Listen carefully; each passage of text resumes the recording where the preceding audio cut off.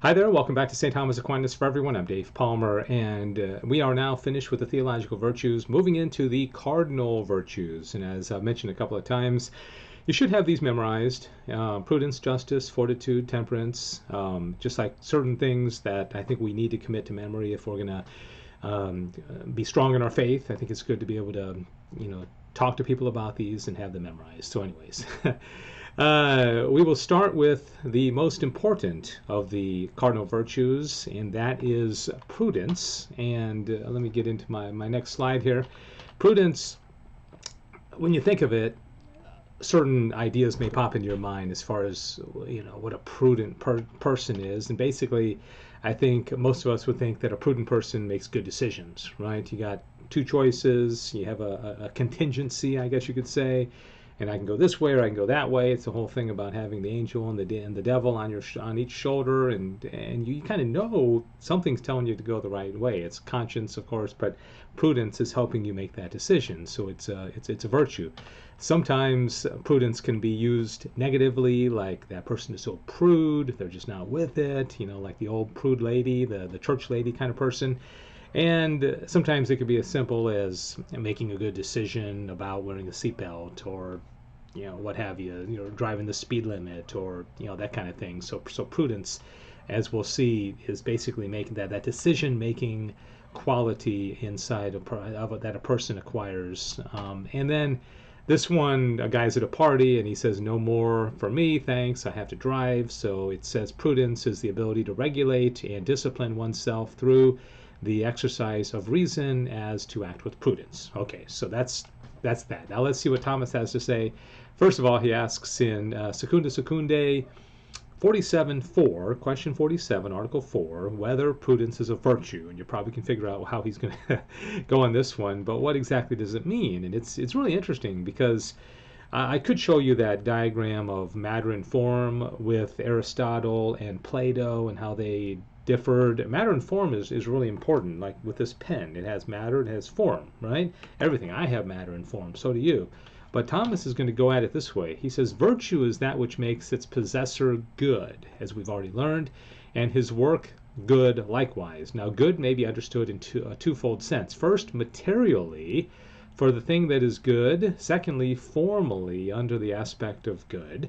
Good, under the aspect of good, is the object of the appetitive power. Hence, if any habits rectify the consideration of reason without regarding the rectitude of the appetite, they have less the nature of a virtue, since they direct man to good materially, that is to say, to the thing which is good, but without considering it under the aspect of good. All right, so you've got a decision to make, and there is, remember, we have will, and then we also have sensitive appetites. I want that pizza or that hot fudge sundae. I want a lot of sleep, or sexual appetites. These are sensitive appetites. But then what Thomas is saying here is there's two aspects of it. There's also an intellectual dimension as well that comes into the decision making process that goes kind of above the material, right? On the other hand, those virtues which regard the rectitude of the appetite have more of the nature of virtue, because they consider the good not only material but also formally. In other words, they consider that which is good under the aspect of good.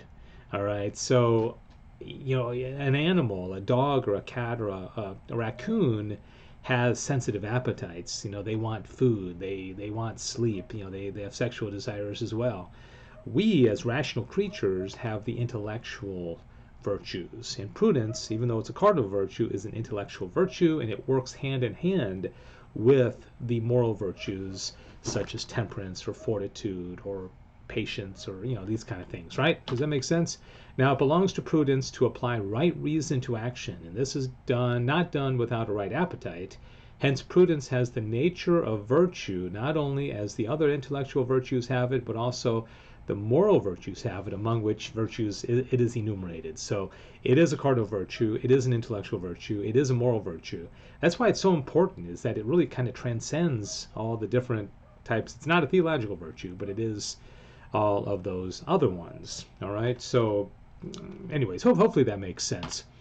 So right decision, wrong decision, rational creature, a salmon, it may be really great that it's swimming upstream to spawn and seeming to defy nature by going against the current and all that.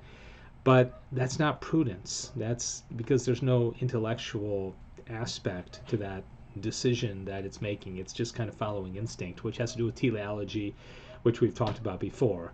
Whether it belongs to prudence to find the mean in moral virtues. This is a really important topic and part of the Summa because it really does apply to everyday decisions that we make. So let's take this guy, exercising the virtue of studiousness. This is a virtue which would fall under, I believe, temperance, right? And so he's studying for an exam or a class that he's taking, and he's not overdoing it, and he's studying the right amount of time, and he's not obsessing or freaking out about it.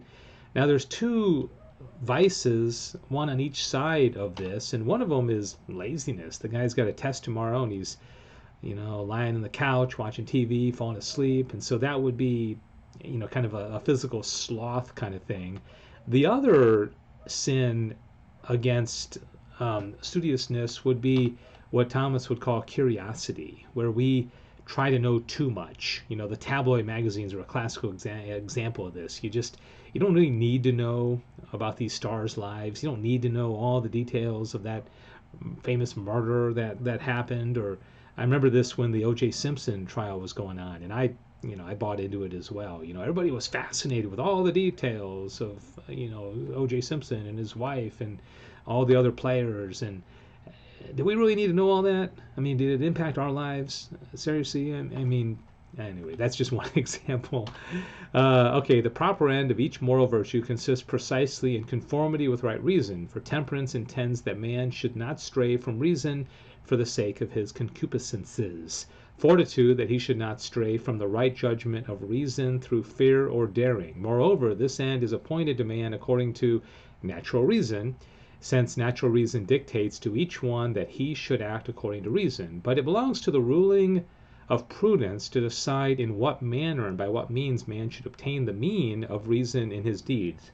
For though the attainment of the mean is the end of a moral virtue, yet this mean is found by the right disposition of these things that are directed to the end. All right, isn't that just beautiful? I don't think Shakespeare could have written anything so beautiful.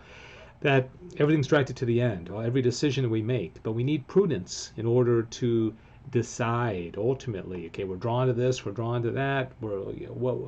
Prudence comes in and makes that final decision. All right, and this is what we're talking about. This is the last article we'll talk about today. Whether command is the chief act of prudence. So we have all these decisions that we make in life. This guy's possibly cheating. It certainly looks that way, but we don't know.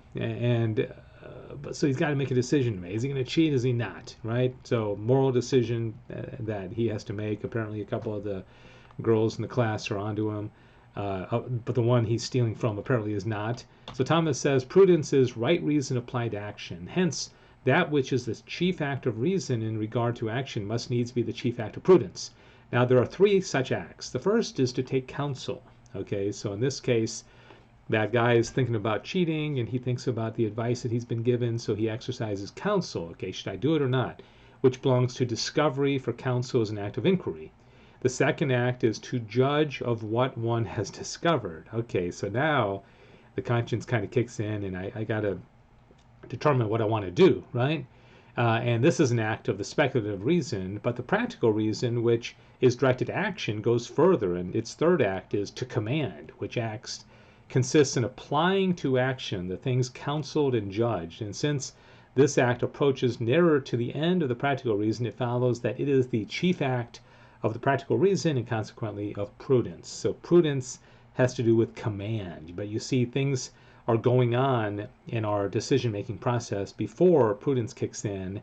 So as I've said before, we're complicated creatures. There's a lot going on inside of our head and our body and our appetites and our desires and our will and our intellect and passions, right? We are complicated. God is perfectly simple. And this happens to us, hundreds of times a day as we make decisions about speeding or stopping at that stop sign or what have you, taking care of our kids or working, going exercising, that kind of thing. All right, so that does it. This is the Cardinal Virtue of Prudence. We are going to tackle temperance and fortitude next, and justice actually will take several days because justice takes longer. It's covered a lot more thoroughly in the Summa because justice has to do with our relationship with other people. These other three really have to do with ourself, our decisions. Whether we have that extra piece of pizza, whether we sleep too much. Justice brings in the other person and also brings in God as well. Okay? Thank you for watching, and I hope you're enjoying this. Comment, like, subscribe, and all that kind of good stuff. We'll see you next time. This is St. Thomas Aquinas for everyone. I'm Dave Palmer.